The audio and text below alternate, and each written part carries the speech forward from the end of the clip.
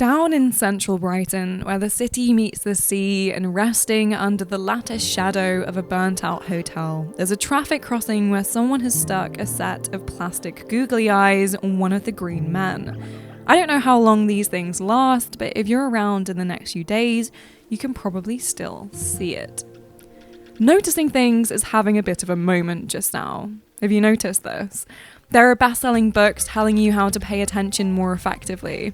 On TikTok, you'll scroll and stop on videos of rainfall on city streets, seabeds stained with the ripple of surface water overhead, fleeting shapes forming and unforming in the sun-rimmed clouds. Tagline, the art of noticing. Here you'll find beauty and riches. Here are gifts that are only available if you first taught yourself to see them.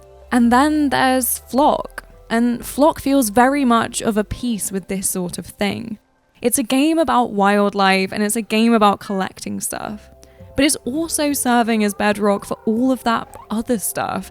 A game about noticing. Its world is there to reveal itself to you, but only when you're ready, only when you're in sync, only when you're properly attuned.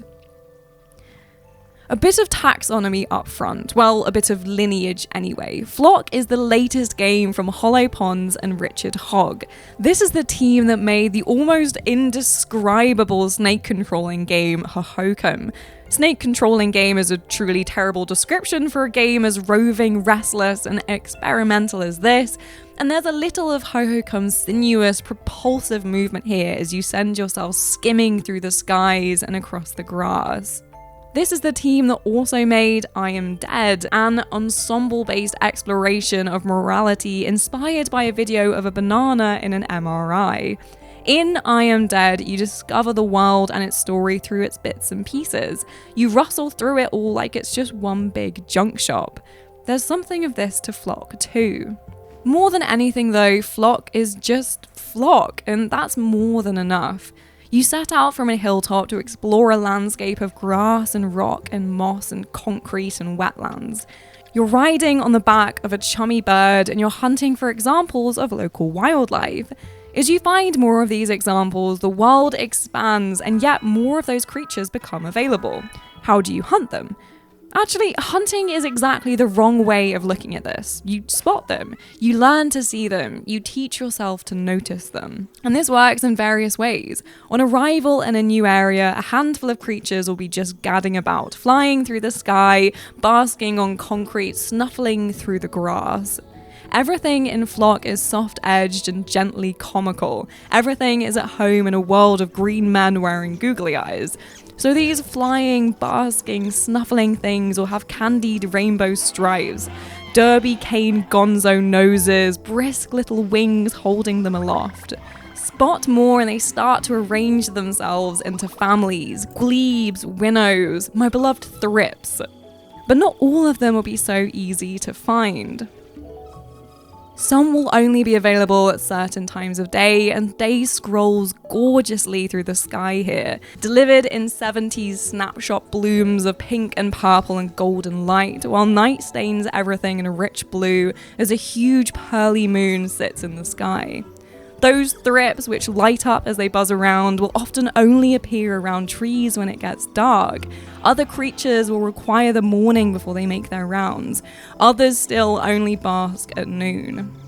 But the time of day is still only part of it. Other creatures need certain environments, trees, long grass, but also wetlands, a certain lucky hill. Some will hide in clumps of fallen leaves, others will disguise themselves as rocks, some will have specific calls to listen for. So from this simple point, there are already two ways of looking in Flock. In one of them, you ride around on the bird and you look for creatures out in the open. But in the second, you switch to a first-person focus mode, or you settle on a perch and zoom in on the details. This is how you seek the stuff that doesn't really want to be found, that has discovered ingenious, sometimes convoluted means of hiding itself. There are aids on this quest of yours. You're gathering a list of every creature you spot, arranged into neat families, and each missing niche on the list will have a little clue that points you in its vague direction. Some creatures might like a certain part of the expanding biome. Some might require you to track down a male species first. Some have pretty much full-blown recipes for uncovering them, and some have just the slyest, the skinniest of cryptic crossword clues. It's enough though. These prompts, combined with an environment that just calls out to you to be explored, is enough to see you through it.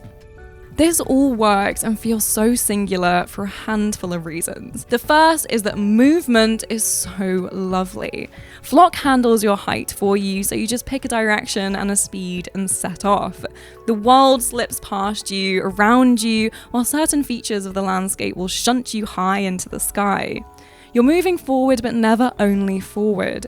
There's a subtle sense of curving in your momentum, as if you're a stylus in the groove of a spinning record. Threading through forests, picking over moss, rushing up against fauvous trees, and the soft, even-tempered, ravilious hills and hollows, encountering strange, sculpted lumps of old, broken concrete that hint at an artful past that can never be recovered.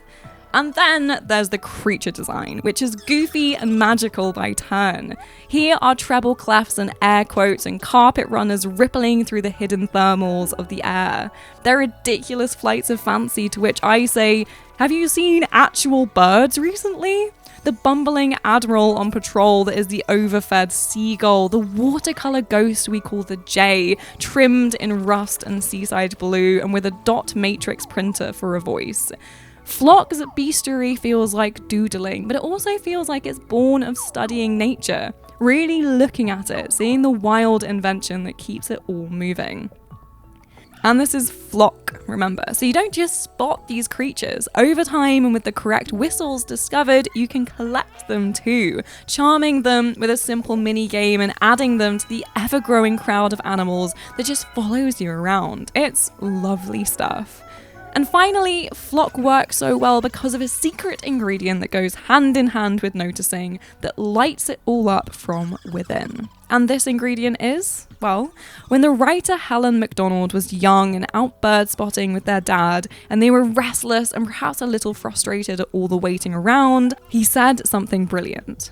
And then my dad looked at me, Helen writes in H as for Hawk, half exasperated, half amused, and he explained something. He explained patience. He said it was the most important thing of all to remember.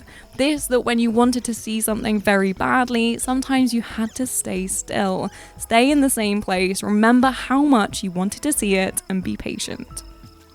Flock does this, and it does this with great daring. Time is compressed in a video game, a little time passing can exert a great toll. Flock absolutely knows this, and yet it will still push you to be still and wait and watch. And it'll extend this waiting and watching much more than you might initially anticipate. And so the other day I spent literally 15 minutes under a pink-leafed tree waiting for something I just knew was going to emerge. And when it did, I actually yelped with happiness. I spent a whole night in the wetlands, a human non-flock night, looking at promising rocks and not seeing much else. Looking back, I wasn't frustrated. It was lovely to wait in flock. It was lovely to be patient. I was paying attention. I was ready for bright things to happen. I was right where I was meant to be.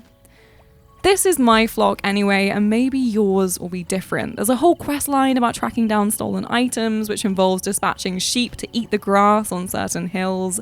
There's the creature charming component, and that alone for some players will be transfixing. And then there's the fact that Flock is made to be played online with friends. Friends swooping and gliding over the rounded earth, noticing things together. But for me, it's a solo affair. Give me the moonlight. Give me my beloved thrips to gad about overhead. Give me the moment where I studied that creature catalogue and the map and the Give me that moment where I studied the creature catalogue and the map and the landscape so intently that when a sausagey, trumpet-nosed creature appears in the distance and I realise I've never seen it before, I instantly think, Bules, that's a Buell, a new one, I've waited for it, and now it's actually here. This review was adapted from Chris Donlan's article on the website, so if you want to read the full thing or discover more great games, then head to Eurogamer.net, or stick around here and subscribe for reviews, previews, recommendations, and more. For now though, I'm desperate to head back to Flock and fill my own creature collection pages, so I'll see you in the next one.